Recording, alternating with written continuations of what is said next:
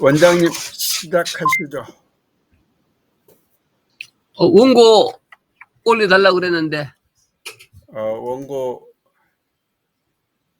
잠깐요.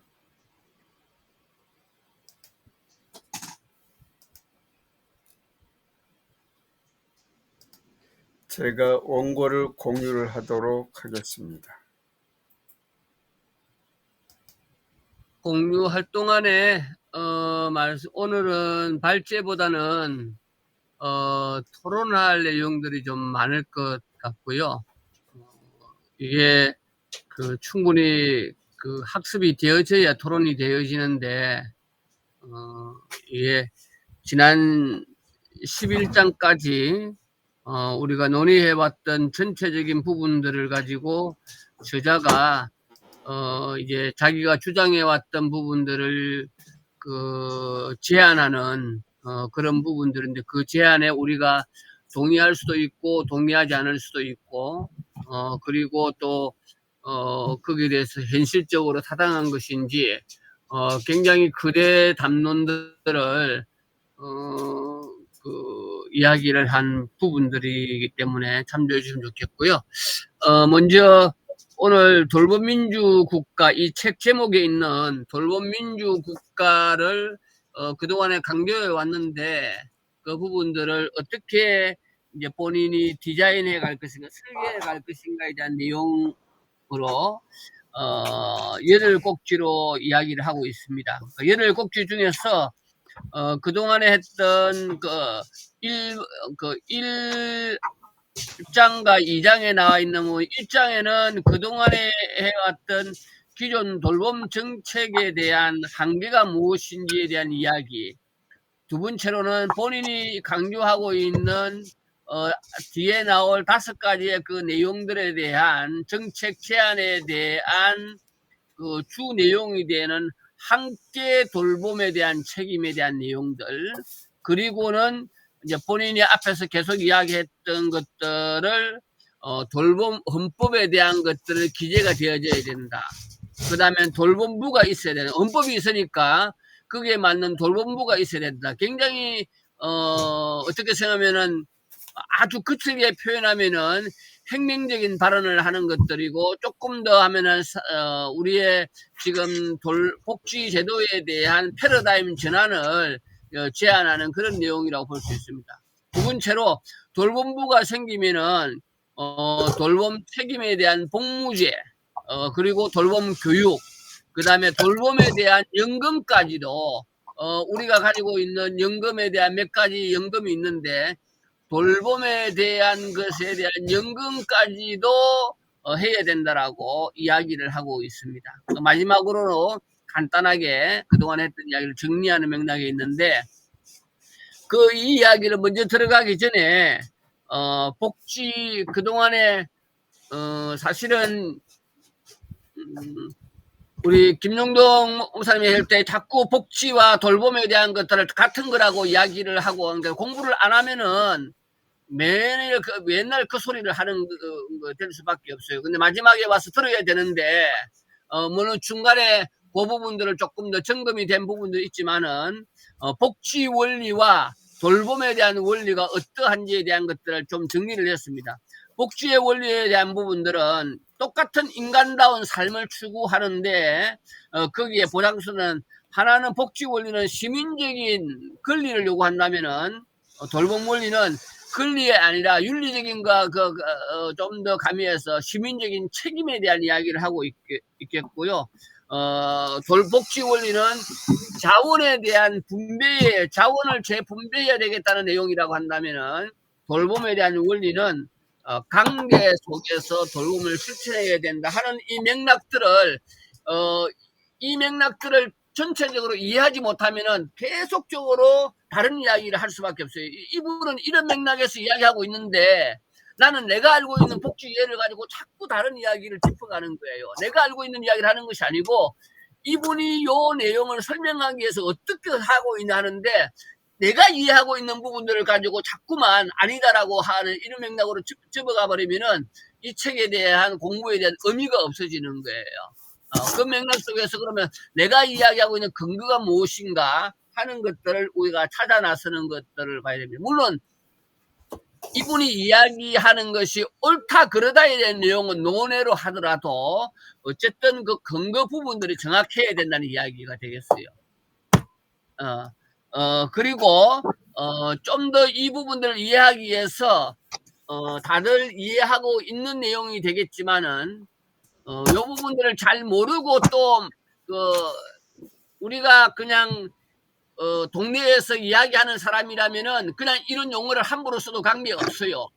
근데 공부하는 사람이 이런 용어에 대한 정의가 없이 막 왔다 갔다 해버리면은 운동장에서 놀아야 할 그 운동 규칙이 있는데 그걸 무시해버리고 마음대로 이야기해버리면 그러면 경기가 이루어지지 않는 거예요. 막 반칙이 일어나고 그렇게 되는 거예요. 근데 지금 우리의 모임에 있어서 그런 부분들에 있어서 서툰 부분들이 드러나고 있다는 이야기예요. 그런 부분에 있어서 이 내용과 관련해 있어서 중요한 부분들이 사회보장제도에 대한 이야기예요. 사회보장제도. 요거는 공부를 한 사람은 좀 더 이해가 쉽고 덜한 사람은 조금 어려울 수 있는데 이거는 개념적으로 암기만 하면은 조금 더 쉬울 수가 있을 것 같아요. 그래서 이 사회보장이라고 하는 것은 역시 이 책에서 이야기하는 인간다운 삶을 추구하기 위해서 기본적인 권리 그리고 이를 실천하기 위한 제도적인 규범을 이야기하고 있는데 이게 우리나라에서는 크게 세 가지 종류로 나타나고 있어요. 하나는 이게 이제 우리가 있는 공공부조의 성격이 하나가 있고 두 번째로는 사회보험. 우리나라는 사회보험이 5대 보험이에요. 중국에도 5대 보험인데 우리나라에 노인장기요양보험이 없고 중국에는 출생보험이 있어요. 출생보험이. 그거는 뭐 5대 보험이든 6대 보험이든 7대 보험이든 그거는 그 나라의 경제적인 상황과 시민들의 요구에 따라서 그 보험이 다른 형태들로 나타나고 있는데 문제는 태어나서부터서 질병과 상해와 노령과 시력과 사망에 이르기까지의 거기에 해당되는 것들을 보험으로 이렇게 만들어 나가는 부분들이 우리나라에서는 이제 그런 형태로 사회보험이 일어나고 그 다음에 공공부조는 우리가 잘 알고 있는 것처럼 이거는 국민기초생활보장제도 뭐 이런 것들이 되겠고 그 다음에 의료 급여 같은 것들이 공공부조의 성격이 될 겁니다. 그 다음에 이제 헷갈리기 쉬운 부분이 있는데 사회 서비스라고 하는 것은 그동안에 이야기되고 있는 노인 장기 요양보험에 혜택이 되지 않는 노인 돌봄 관리사라든지 이런 것들은 사회 서비스에 해당되는 거예요.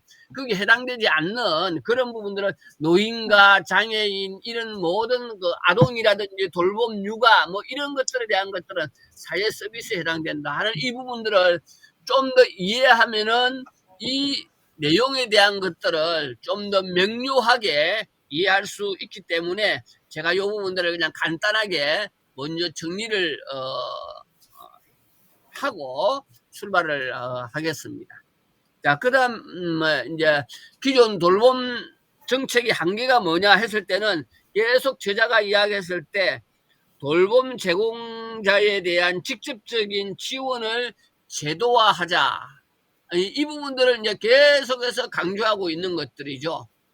그리고 돌봄의 공공성, 사회화가 이제는 국가가 책임을 지어서 이것을 제도화해 나가자. 해서 그 제도화에 대한 정도를 어디까지 이야기하고 있느냐면 이분은 헌법에다가 돌봄에 대한 이야기를 집어넣자라고 할 정도로 이분은 강력하게 그러지 않으면은 돌봄에 대한 책임에 대한 것들 없다. 왜? 더불어 뭐라 그럴까요? 시민들과 함께 돌봄의 책임을 가져야 된다 하는 측면에 있어서 법으로 그 가치를 돌봄에 대한 가치를 구현할 수 있도록 해야 된다는 이야기를 하고 있는 것들이죠.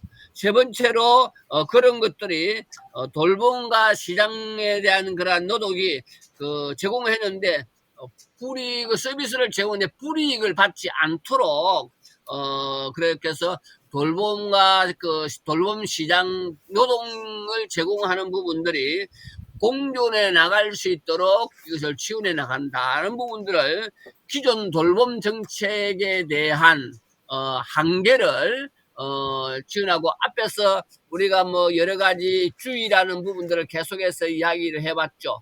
그런 부분들에 있어서 차이점을, 한계를 이야기하고 있습니다. 그래서 1페이지 맨 아래에 보면 돌봄 민주국가의 역할은 개인적인 사적인 돌봄을 보상하고 지원하는 정도를 넘어가지고 국가가 돌봄에 대한 직접적인 제공자가 되어서 함께 돌보는 시민적 책임을 제도화해 나감으로써 돌봄이 당당한 사회가 되어야 된다는 것이 이 저자의 강력한 주장이 되겠습니다. 그래서 뒷페이지를 넘겨보면은 기존 돌봄 정책과 돌봄 민주국가가 제안한 것을 비교를 해보면은, 기존 돌봄 정책은 주로 가족이 책임지지만은 돌봄 민주국가에서 제안하는 것은 가족이 아니라 누가요? 시민 모두가 시민 모두가 함께 돌봄 책임을 져야 한다는 것이 이 돌봄 민주국가에서 이야기한 내용이 되겠고, 국가의 역할은 기존 돌봄 정책에 대한 것들은 보조적이고 부분적인 지원이라고 한다면은 돌봄 민주국가에서는 이런 부분들을 헌법적인 권리와 의무로 규정을 주장을 하고 있는 거, 강조를 하고 있는 것들이죠. 그 다음에 복지 정책으로 이것을 이 복지 정책의 일부로 제한하고 있는 거지만은 돌봄 민주국가에서는 전담부처, 다시 이야기하면 돌봄부를 만들어가 설치해 가지고 또 돌봄원법을 제정해야 된다는 그러한 이야기를 하고 있고, 시민의 참여 정도는 소극적이고 뭐 개인이 할 수 있으면 하고 뭐 조금 더 그런데 이해도가 높고 효심이 많고 뭐 이런 것들은 개인적으로 선택할 수 있는 부분이지만은 이분은 군 복무제를 하는 것처럼 돌봄 책임 복무제 도입을 해가지고 적극적으로 참여를 유도하는 부분들까지 이야기를 하고 있습니다. 교육도 마찬가지로 돌봄 관련 교육이 매우 미비한데 여기 돌봄 민주국가에서는 초, 중, 고 정규 교육 과정에서도 돌봄 교육을 포함을 시켜야 된다라고 이야기를 하죠. 경제적인 보상 관계에 있어서는 돌봄 노동의 가치가 우리가 계속 논의했던 것처럼 저평가되었다고 이제 보고 있는데, 저평가되고 있다면 이것을 돌봄 연금으로 사회적인 보상을 해줄 수 있는 연금 형태로 제도화해 나가야 된다, 이렇게 이야기를 하고 있습니다. 돌봄에 대한 우리 사회적인 인식은, 기존 돌봄 정책은 돌봄을 우리 개인적인 사적인 부담으로 문제로 느끼면서 개인적인 그러한 부담 정도로 생각하지만은 돌봄 민주국가에서는 돌봄을 민주주의 유지의 중요한 핵심적인 가치로 이 부분들을 이야기하고 있습니다. 사실은 이 부분들은 굉장히 중요한 패러다임을 가지고 있고, 앞에 있는 부분들에 대한 충분한 이해를 기초로 해서 이 부분들이 정리가 되어져 있는 부분들이라고 볼 수 있습니다. 네, 지금까지 우리가 논의해왔던 그런 많은 부분들을 어떤 면에 있어서는 충분히 제가 봤을 때는 충분한 이해가 되지 않고 그 맥락을 쫓아가야 되는데, 그 맥락을 좀 많이 놓친 부분들이 있지 않나 하는 그런 생각이 들긴 했는데, 그거는 또 어쩔 수가 없죠. 각각의 이해 정도에 따라서 다를 수가 있기 때문에. 그러나 이것이 뭐 옳다, 뭐 맞다, 이런 개념은 아니에요. 이분이 이제 돌봄에 대한 중요성을 생각하면서 이 부분들에서 굉장히 강조하고 있는 부분이라고 보면 좋겠습니다. 이따가 이제 이 부분들에 대해서, 그러면 이것이 정말로 우리나라 환경 속에서 이 저자가 주장하고 있는 부분들이 정말로 옳은 것인가, 그런 것들에 대해서는 우리가 충분하게 논의를 하고 비판적으로 접근해 나갈 수 있는, 또 새로운 우리가 가지고 있는 새로운 아이디어들을 내놓을 수도 있겠죠. 그런 부분들이 의미가 있다라고 보겠습니다.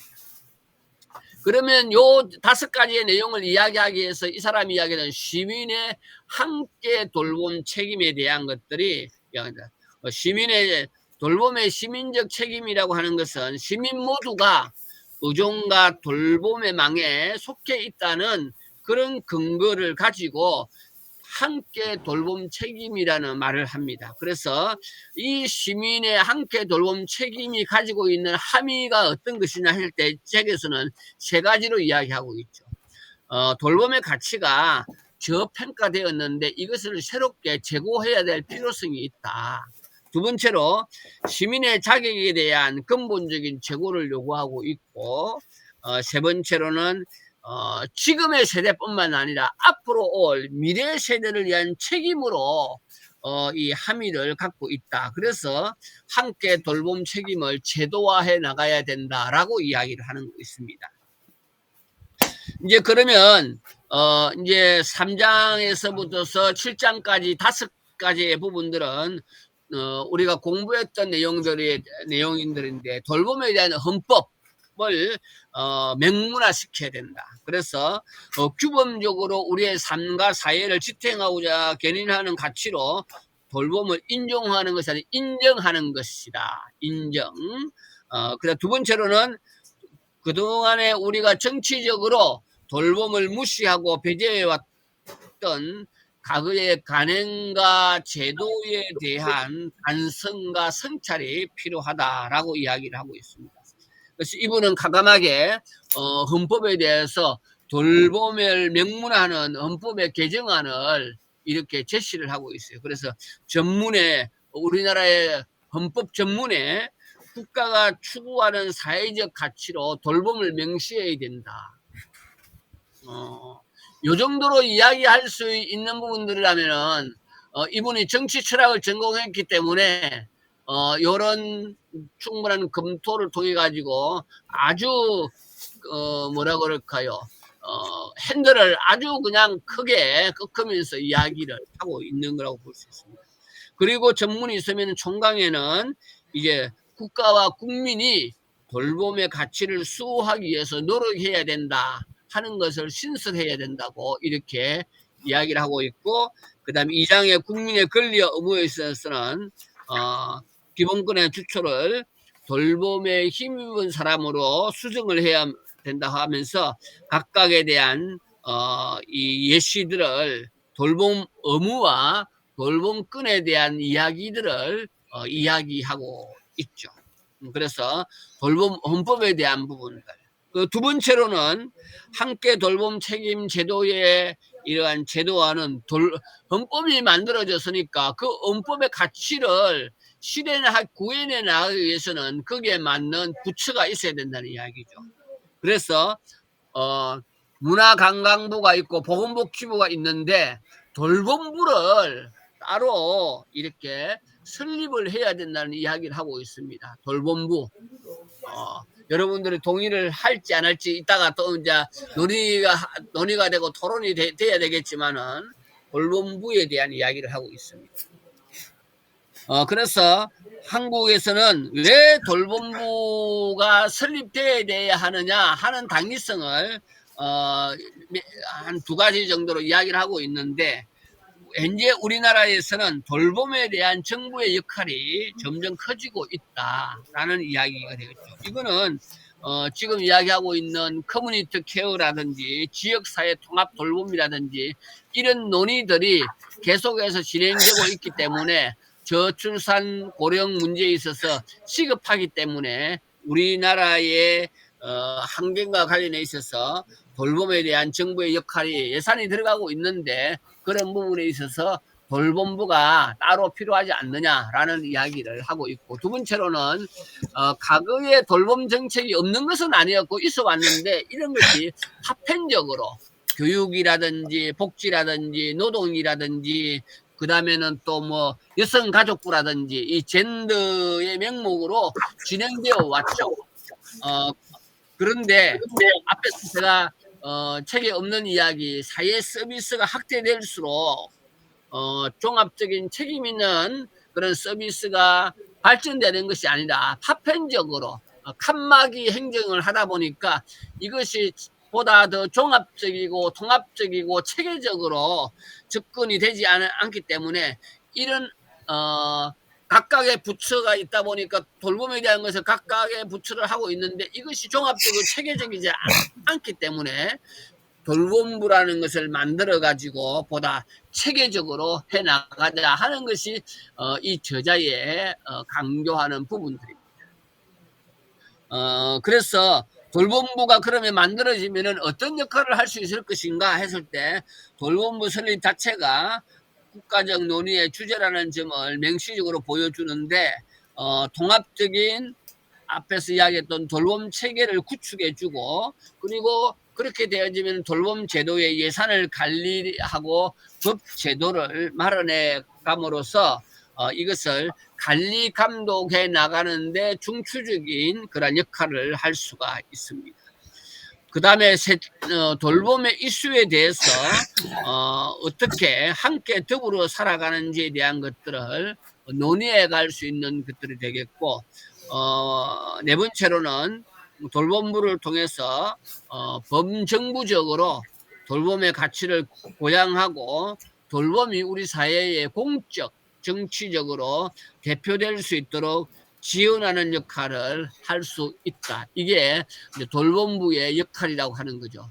어떤 면에 있어서는 이런 이야기를 하는 것들은 우리 같이 공부하고 있는 그냥 초보적으로 공부하는 차원에 있어서는 이런 이야기를 한다는 것은 그냥 담론 정도가 아니라 굉장한 많은 생각과 이 이야기를 하기 위해서는 거기에 대해 왜 그렇게 해야 되는 논리적인 근거와 구체적인 데이터들이 필요하기 때문에 이 부분들은 간단한 게 아니고 굉장히 이 저자로서는 많은 고민과 논의와 접근 과정들이 필요했던 것들이 그렇게 했지만은 그것이 우리 사회에 현실적으로 타당한 것인가 하는 것들에 대해서는 우리가 논의하고 토론하고 여러 가지 우리나라의 수준에 맞추어서 이런 것들을 어떻게 해 나가야 될 것인가 하는 부분들은 각각의 입장에 따라서 좀 달라질 수 있을 것이라고 보여집니다.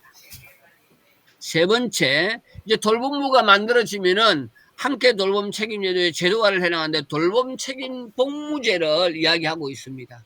이것이 앞에서 이야기했던 권리가 아니라 좀 나아가서 시민적 책임으로서 돌봄 복무를 해야 된다. 그래서 모든 시민이 성인이 되는 나이에 이르렀을 때는 일정 기간 돌봄이 필요하다. 이거는 지난번에 우리가 앞 시간에 계속해서 논의해 왔던 내용입니다. 그래서 돌봄이 필요한 다른 시민인 아동, 그 다음에 장애인, 어른 이런 것들을 돌봄으로써 돌봄이 필요한 다른 사람을 돌보는 도덕적이고 정치적인 의무를 수행할 수 있도록 함으로써 시민으로서 돌봄이 필요한 다른 사람을 돌보는 그러한 정치적 의무를 수행할 수 있도록 제도화시키는 것이 돌봄 책임 복무제다. 마치 우리 애가 제가 돌봄이 아닌데 볼봄으로 되어 있네요. 돌봄 책임 책무제가 복무제가 요구되는 이유는 돌봄의 가치를 고양하고 재정립하기 위함이고 두 번째로는 돌봄인 실천이 돼야 되기 때문이다라고 이야기를 하고 있습니다.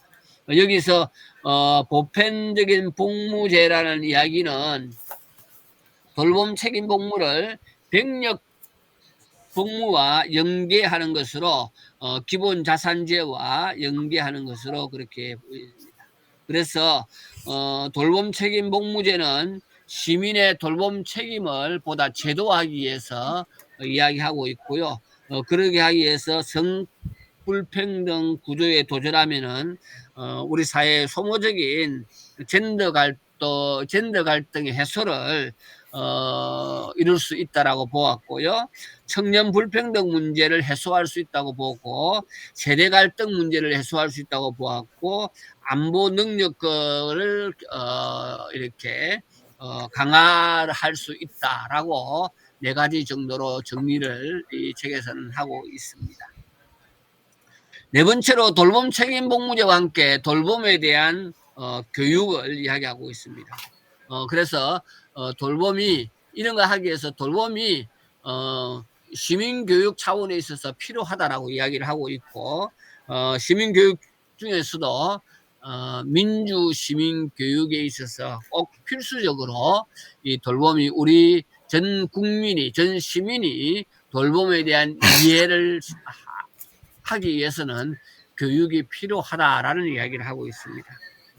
그리고 그러면 돌봄 교육의 내용이 뭐냐 했을 경우에는 인간에 대한 그래서 앞에서 이야기하는 이런 함께 돌봄에 대한 것들을 이해할 수 있도록 인간에 대한 또 돌봄에 대한 이해가 교과 내용에 포함될 수 있도록 했으면 좋겠다.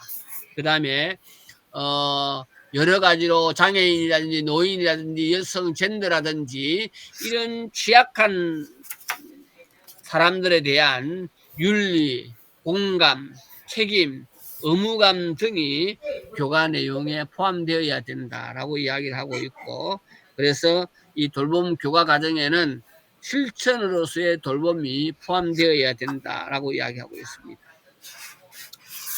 돌봄 교육이 배우자로 부모, 자녀, 친구, 이웃으로서 서로 관계하고 같이 사는 민주적 시민을 기르도록 하게 돼 있고, 엄격한 경계를 나누는 것과 치열한 경쟁을 통한 승리자와 패배자를 넘어서 함께 사는 그런 사람들, 그래서 서로를 돌아보며 긍정적인 관계를 만들고 유지하도록 그렇게 해 나가야 된다 하는 것이 돌봄에 대한 교육입니다.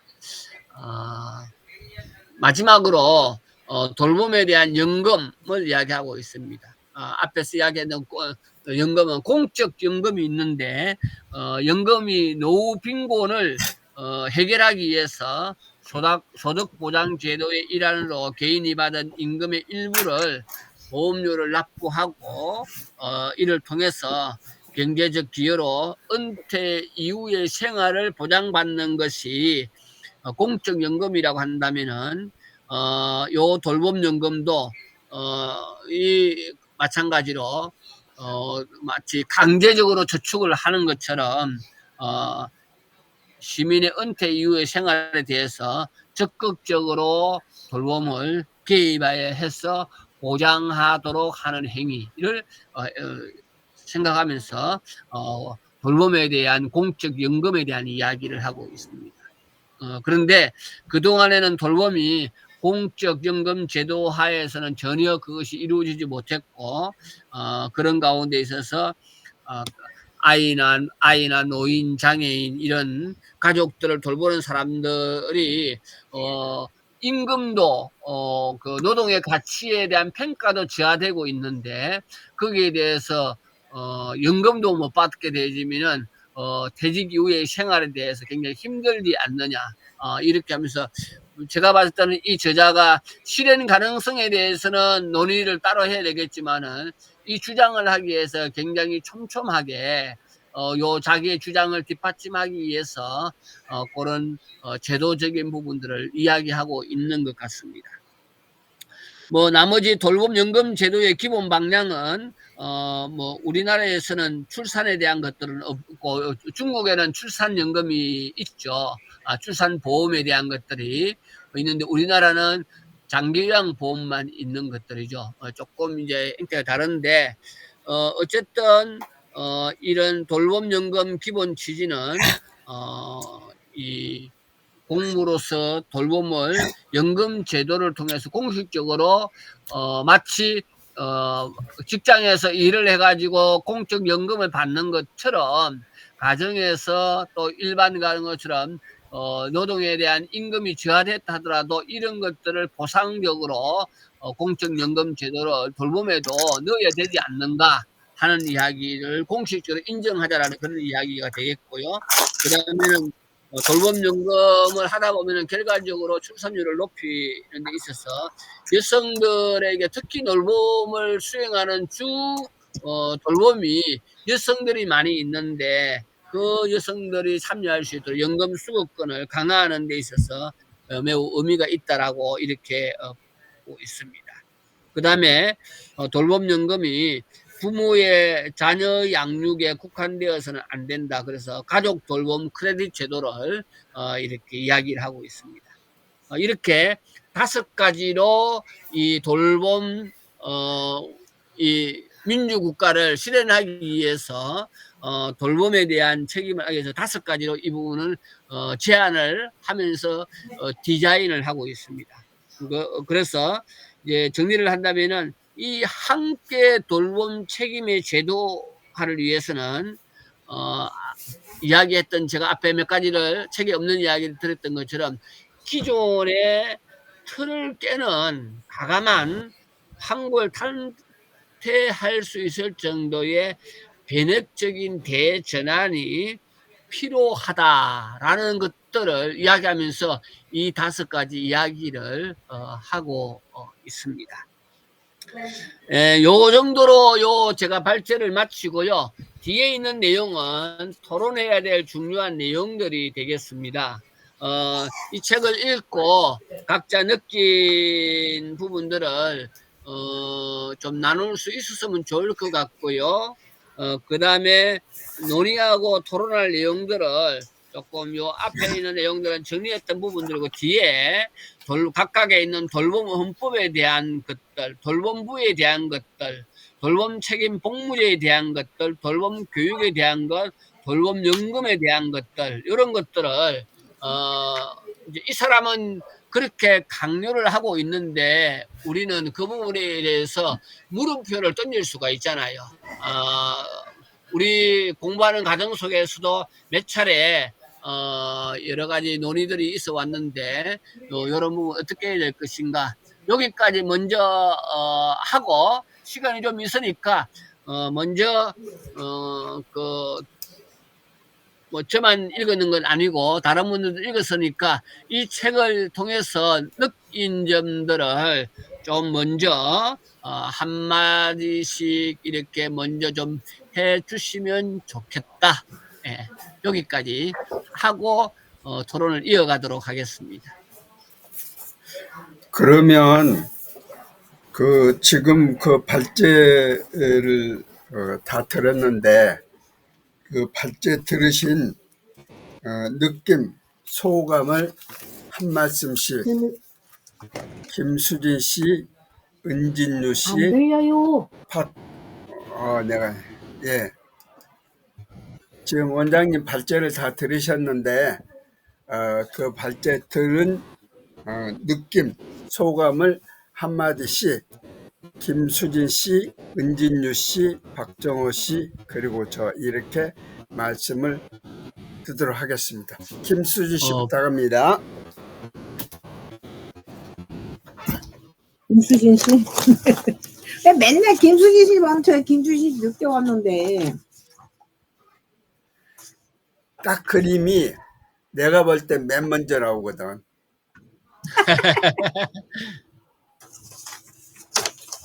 그렇습니까? 목사님이 너무 정리를 잘해 주셔갖고요. 저는 그냥 못 읽은 부분이 너무 많아요. 그런데 이 기존의 돌봄 정책에서 돌봄 민주국가의 그 제안 비교를 너무 잘해 놓으셨어요.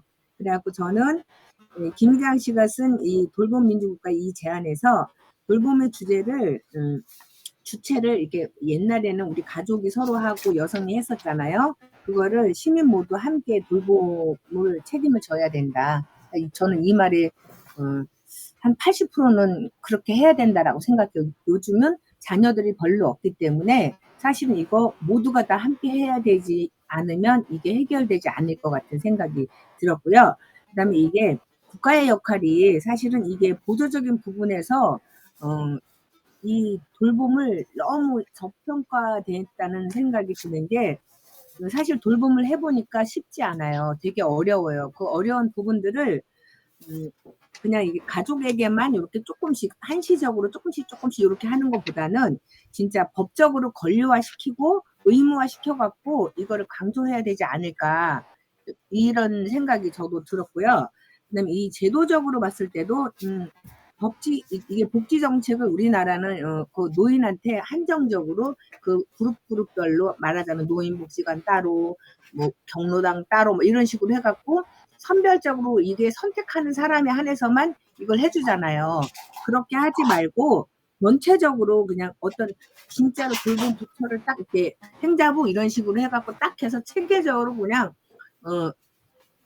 공식화 문서를 시켜가지고 그걸 체계적으로 이렇게 행정을 해야 되지 않을까. 그래야지만이 이거를 누군가가 다 그걸 믿고 나도 노인이 되고 저런 돌봄이 필요할 때 가는구나. 우리 연금처럼 그런 식으로 하면 어떨까. 이것도 진짜 법으로 제정을 해야 되지 않을까 이런 생각이 들었습니다. 그리고 이게 심의 참여하는 게 이게 소수가 참여하는 거잖아요. 그리고 진짜 효심이 많은 사람이 좀 많이 참석하고 그리고 자식 중에서도 개인적이고 이기적이고 이러면 안 하잖아요. 그냥 착한 마음이 있는 그 자녀가 그거를 해야 되는 상황이 발생하게 되잖아요. 그래서 누구한테 그냥 그 착하니까 그냥 너가 부모를 위해서 네가 하니까 그러고 그냥 방관하는 방관자 입장이 사실은 많거든요.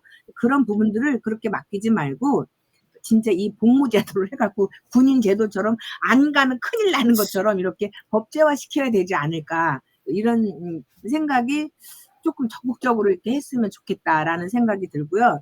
교육도 이거 초, 중, 고등학교 때부터 정규 과목에 집어넣어갖고 가르쳤으면 좋겠어요.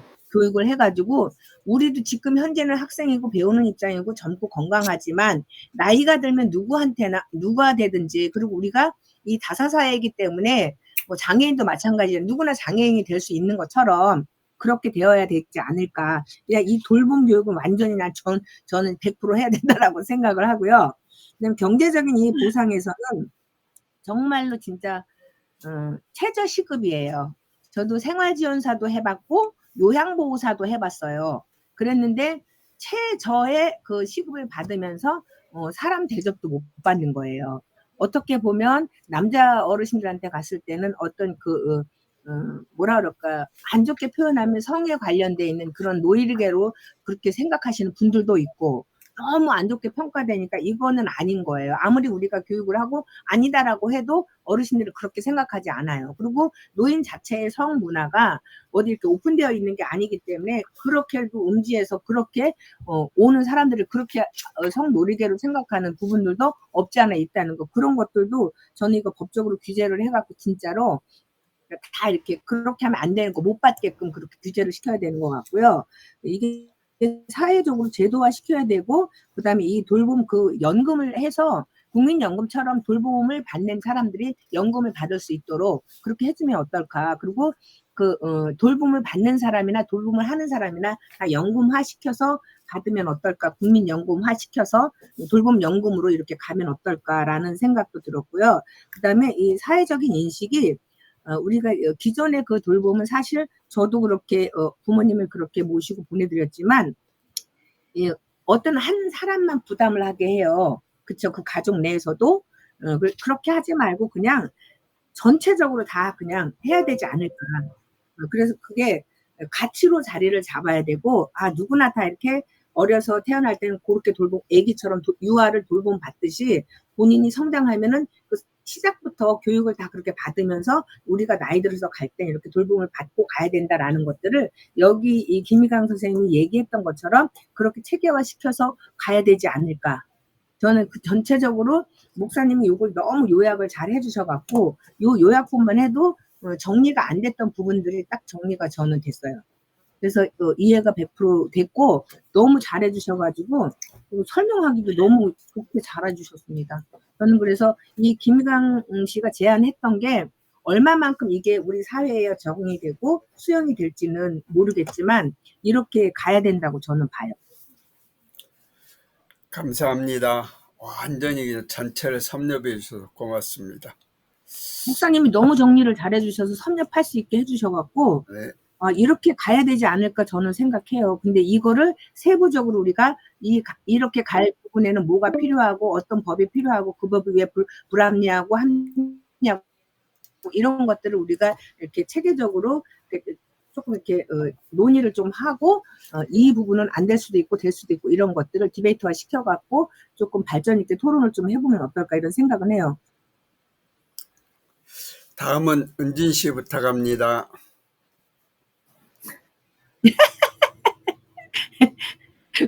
우리 다 옛날 거 만들어놔갖고 다 이름이 이상해. 딸이 자기 이름을 이렇게 해놔서 그래.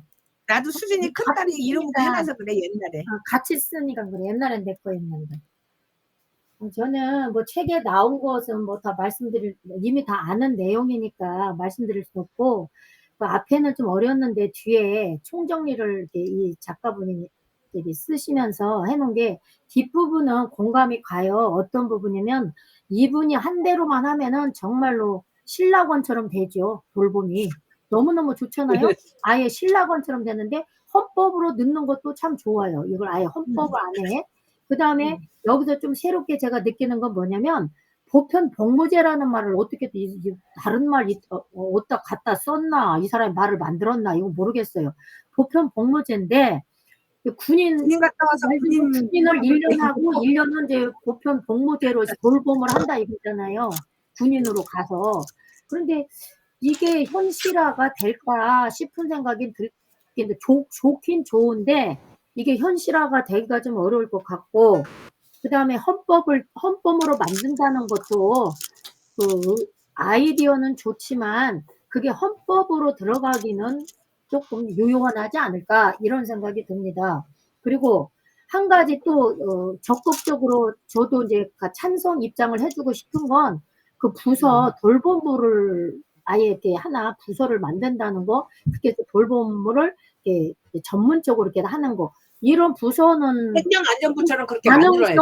이건 가능성이 좀 있을 것 같아요. 이 돌봄부라는 것을 하는 것은. 그래서 그거는 동의가 가는데 보편 복무제라든지 헌법 전문에다 넣다든지 그런 것은 아이디어도 좋고 뭐 여러 가지 다른 나라 사례도 해서 했겠지만 아직은 나중에 이제 한참 가면은 되긴 되겠죠. 그렇지만 아직은 요연하지 않을까 이런 생각이 들고, 또 하나는 항상 제가 처음부터 끝까지 이렇게 이렇게 말씀드리지만 이런 모든 것을 하기 위해서는 국가 재정이 튼튼해야 이런 일을 이룰 수가 있어요. 어때요? 그 시급이 지금 너무 낮아갖고 이제 낮다고 하잖아요. 그건 다 돈이잖아요. 이게 국가 재정이라든지 지원하는 돈이 많으면 풍성히 주고 또 인간답게 봉사도 하고 인간답게 할 수가 있는데 인간다운 대우 못 받는 거죠. 자기가 돌봄을 이렇게 힘쓰는 거 가운데서는. 그러니까 이런 모든 것은 다 좋은데, 이렇게 되면 좋은데 가장 밑바닥의 핵심적인 것은 뭐냐면 이런 것을 다 좋게 만들기 위해서는 재정이 없어서는 그 그림의 떡이라는 거죠. 저는 그렇습니다. 수고하셨습니다. 다음 박정호님 부탁합니다. 예, 저는 그 마지막 장 12장을 읽으면서 전체적으로 정리를 잘 하시는데 처음부터 1장부터 문제 제기를 하고 그 문제 제기에 대해서 현실적인 어떤 문제들에 대해서 또 계속적으로 나열을 하면서 이렇게 결론에서는 이렇게 정치적인 어떤 관점에서 헌법으로 이거다 넣고 돌봄부를 만들고 교육에도 적용하고 연금 문제도 하고 이렇게 하는 게 참 이상적인 어떤 그러한 어떤 그 이야기를 하시고 아무튼 하시는데 이 책을 쓴 어떤 김희경 교수님이 상당히 참 책을 완벽하게 잘 정리를 하신 느낌이 들어요. 그러니까 거의 흠잡을 데 없을 만큼 돌봄 민주 국가에 대한 이해를 아주 논리적으로 잘 적었어. 이런 책이 정치인들이 관심을 가지고 이런 책을 보면은 상당히 좀 도움이 되지 않을까 이런 생각이 드는데, 예, 그렇게 생각이 듭니다. 감사합니다. 저는 그냥 한 줄만 말씀드릴게요. 지금 이제 돌봄 민주국가를 제안을 하는데 이게 이제 기존 복지국가 이 사회복지 시스템에서 이 한계가 있으니까 그걸 이제 이 헌법이라든지 법률이라든지 또는 이제 국가 부서를 만든다든지 그런 제도를 함으로 해가지고 돌봄을 개인이 아닌 공적인 책임으로 전환을 하고 또 모든 시민의 덕목을 핵심으로 하자. 이런 이 어떻게 보면 제도적인 혁명을 이렇게 지금 제안을 하신 걸로 그렇게 저는 생각을 하고 있습니다. 이제 실현 가능성 여부는 이제 여기에서 하나씩 좀 같이 또 해보면 어떨까 싶습니다. 그러면 여기 맨 처음에 이 기존 돌봄 정책의 한계가 나오거든요. 여기에서 혹시 말씀을 해 주실 분이 계신지요?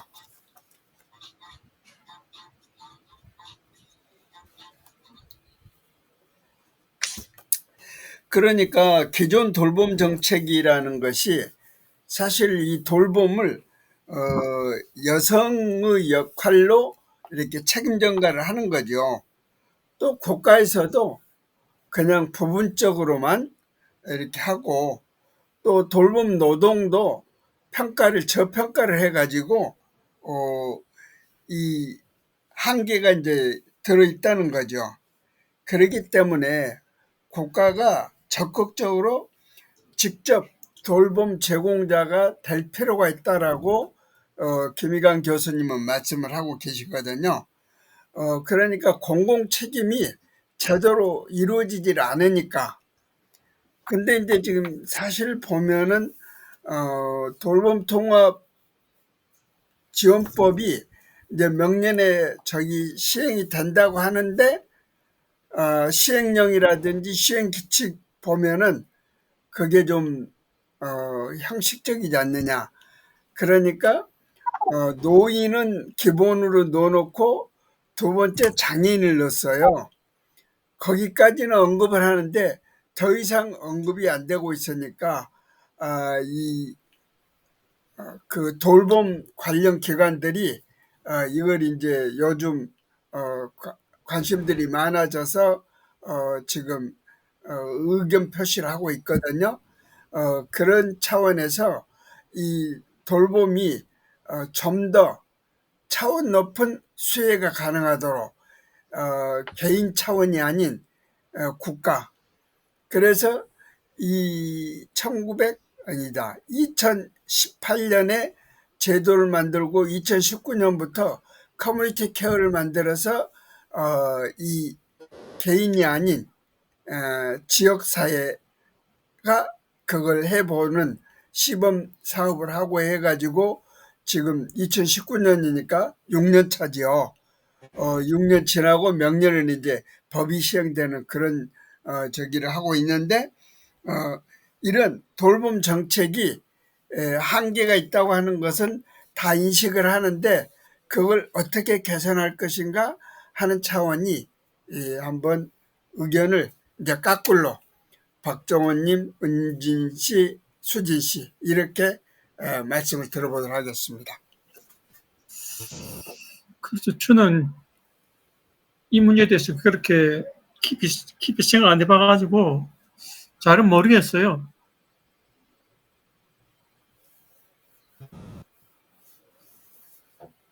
끝. 예, 뭐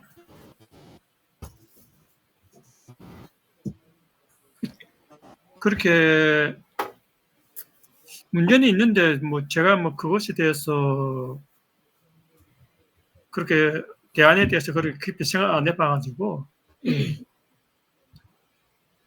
나중에 하민사님의 이야기를 참 잘하시가지고 저는 별 할 말이 없습니다. 기대합니다, 하미사님.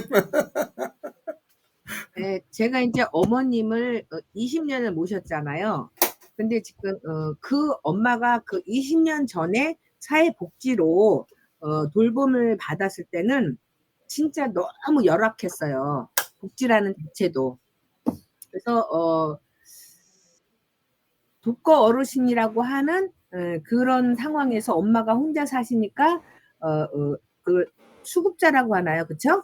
그 생활보호 대상자가 되면서부터 이제 수급을 받고 혼자 이렇게 살다가 이게 이제 국가에서 세금이 너무 많이 나가니까 이 사위의 어떤 그 경제력까지 보면서 안 되면 그거를 이제 떨어뜨리는 거죠. 조사를 해갖고 단계별로 해서. 근데 저는 어쨌든 그 예전에 엄마가 처음에 아프기 시작했을 때부터 복지 혜택을 조금 받고 돌아가실 때까지 많이 발전을 했어요, 사실은. 그런데 아직도 부족한 거고, 그 돌봄 같은 것들을 저도 이제 얼마 전까지, 6, 7년 전이죠. 이제 엄마 돌아가시기 전까지 돌봄을 했으니까. 근데 저는 그래도 요양보호사라고 하는 그 제도를 저는 혜택을 좀 봤어요. 그래서 처음에는 되게 이제 6, 70만 원씩 받았어요. 엄마를 케어를 하면서. 그러다가 이게 이제 우리나라는 항상 그걸 잘 해주면 그걸 진짜 활용을 하고 그러니까 그대로 실행을 해야 되는데 그러니까 이게 눈먼 돈이다 해가지고 일도 안 하면서 그냥 돈만 빼가지게 되니까 실질적으로 그 혜택을 받아야 되는 어르신들이 못 받는 거예요. 부모도 마찬가지고 자식들이 부모 돈만 빼가지고 가고 돌보지도 않는 거죠. 그렇지. 그러다 보니까 진짜 저는 진짜 20년 동안 똥 쌌어요. 너무 힘들었거든요. 나 혼자 그걸 다 하니까. 그럼에도 불구하고 그 60만 원이란 돌을 한 몇 년 동안 타니까 나는 감사했어요. 돌봄을 약한 돌봄이라도 돌봄의 대가를 조금이라도 주니까 그냥도 돌봄을 했었는데 돈을 이렇게 주니까 너무 감사하고 그게 점점 줄어서 1시간까지 밖에 안 주더라고요. 마지막에는. 그래 내 엄마니까는 내가 그냥 딸이니까 가족이니까 내가 하는데 어쩔 수 없이 해야 되잖아. 진짜 때로는 안 하고 싶고 힘들었지만 그럼에도 불구하고 해야 되잖아요. 부모이기 때문에 그걸 해야 되는데 나중에 그거 1시간을 팍 줄여갖고 15만 원인가 20만 원만 주더라고요. 그래도 저는 해야 되는데 그래도 20만 원이라도 주니까 어디야. 이렇게까지 생각을 했었거든요. 근데 그렇게 진짜 저평가하지 말고 진짜 나같이 그런 마음이 있어서 부모를 돌보는 사람은 극히 드물어요. 그런데 그렇지 않고 진짜 노인들이 돌봄을 받아야 될 때 돌봄을 못 받으니까 이걸 법적으로 체계화시켜서 그렇게 만들어야 된다고 저는 생각을 해요. 그래서 이거는 진짜 법으로 가서 그냥 돌봄부를 만들어서 돌봄부도 국가 공무원처럼 해가지고 세계적으로 딱딱 해가지고 법이 관여가 되고 정치적으로도 다 이게 관여가 돼서 진짜 이게 법적으로 제도화 시켜야 되지 않겠나라는 생각을 해요. 왜냐하면 우리 다 이제 나이 먹어서 그렇게 가면은 아이들도 마찬가지고 점점 그렇게 가는데 그걸 제도화 시켜놓지 않으면 애들도 힘들고 우리도 힘들고 다 힘들어요. 저는 그렇게 봐요. 저는 필요하다고 봐요. 그래서 적극적으로 만약에 부서를 만든다, 돌봄 부서를 만든다, 그러면 으쌰으쌰 해서 나가서 만들자고 하라고 할 것 같아, 나는. 네. 감사합니다. 네. 강문지 씨 말씀하시죠. 끝나가네요. 59분이에요. 그래요. 그러면 이거 끝내고 새로 해서 올리겠습니다. 카렌다 복사.